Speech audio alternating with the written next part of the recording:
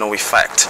The judge also restrained the Independent National Electoral Commission (INEC) from recognizing any purported appointment of any person as National Secretary of the party, whether in acting capacity or otherwise, other than Anyang, the elected National Secretary of the PDP.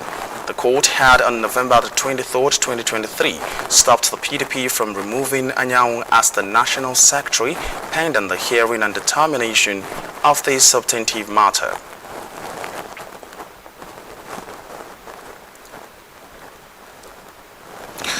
Justice James Motosho of the Federal High Court Abuja has fixed a further hearing for March 4, 2024 in a fresh 1 billion suit filed by the detained leader of the proscribed indigenous people of Biafra IPOB, Nnamdi Kanu, against the federal government and 3 others. The others are the Attorney General of the Federation AGF, the Department of State Service DSS, and its Director General, Yusuf Bichi. Justice James Motosho rescheduled hearing in the Fundamental Rights Enforcement suit on Monday, following the absence of the applicant's lawyer. And at the mention of the case, no lawyer announced appearance for the applicant, while the respondent were represented by 2 lawyers, Enoch Simon for the federal government and the AGF, and I. Owl for the DSS. Simon informed the court that its client were only served with the hearing notice and had not been served with the suit's originating process. And after listening to the lawyers, Justice Motosho adjourned till March 4th for hearing and ordered that a hearing notice be issued and served on the applicant.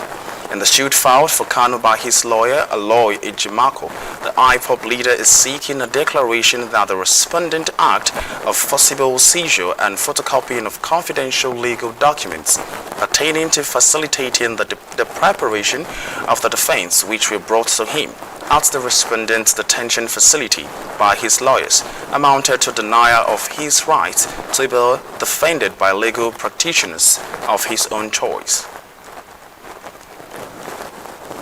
The Southwest Publicity Secretary of the People's Democratic Party, Sanya Atoferati, has described the airport project that was commissioned over a year ago by the former governor of Ekiti State, Kayode Fayemi, as weighted as Ekiti taxpayer resources.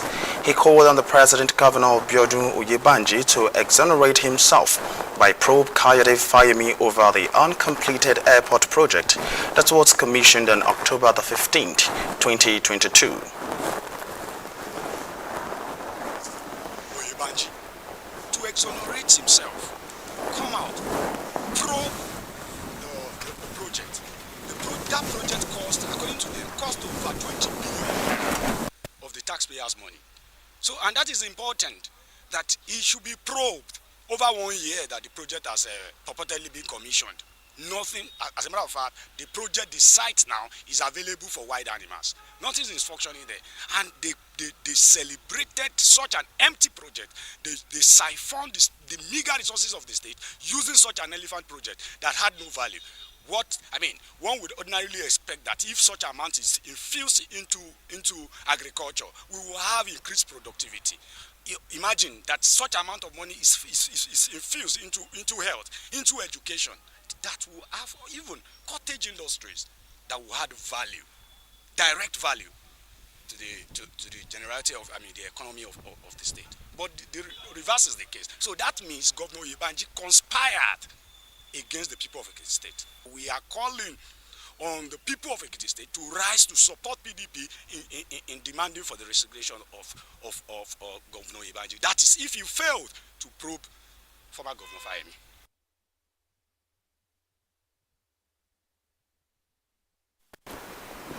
Some indigenous Afokanla community in Irekwadu local government area of Osun State have appealed to government and the police to intervene on what they described as threat to their lives and property by alleged hoodlums from neighboring community. The indigenes, who lamented that they move about their daily activities with fear due to series of attacks they have been subjected to in the recent time from allegedly hired thugs from neighboring Ilobo community. They said that one of their brothers lost his life in one of the attacks which took place on the 17th of November last year. They also said that despite government intervention on the matter signing of peace accord, the people of Ilobo community have continued to trespass on their lands and farms and unleashing terror on their indigents. They thereby appeal to the government and the state police command to revisit the area to save their lives and property from perpetual destruction. It would be recalled that crisis broke out last year between Ifon and Ilobo, who are neighbors to Okala community, and the state government has intervened through several measures to provide lasting solutions to land disputes in the area. Here today to appeal to the government on the issue of what is happening between the Olokala and Olobo. On the 17th day of November, as early as by 7:30 a.m. So we rise up on that very day, and then we have seen some good luck to come and burn our house, kill one of our brother, destroy my brother's motors and entire life of Okala family. So after that issue, our family went to the police station and that will report about the issue of the death of our brothers, which is our